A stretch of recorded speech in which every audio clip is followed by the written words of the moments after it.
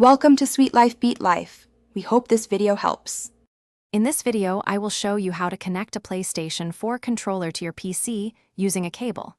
First, gather your PlayStation 4 controller and a reliable USB cable. Ensure your personal computer has an available USB port. Connect one end of the USB cable firmly into your PS4 controller's port. Then, plug the other end of the USB cable into an open USB port on your PC. This direct connection is the most straightforward method. Once connected, your personal computer should automatically detect the PlayStation 4 controller.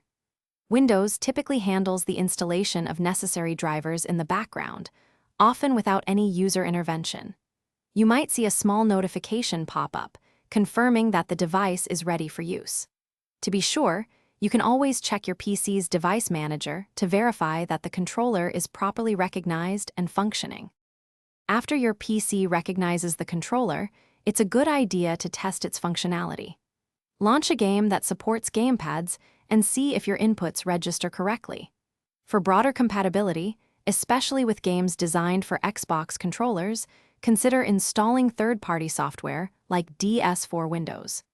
This application can emulate an Xbox 360 controller, significantly improving game support and allowing for custom button mappings and sensitivity adjustments.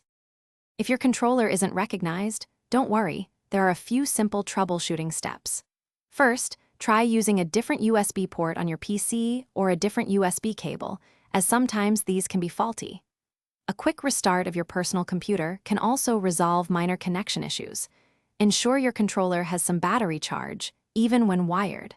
Finally, check for any conflicting software that might interfere with the controller's input. Thanks for watching.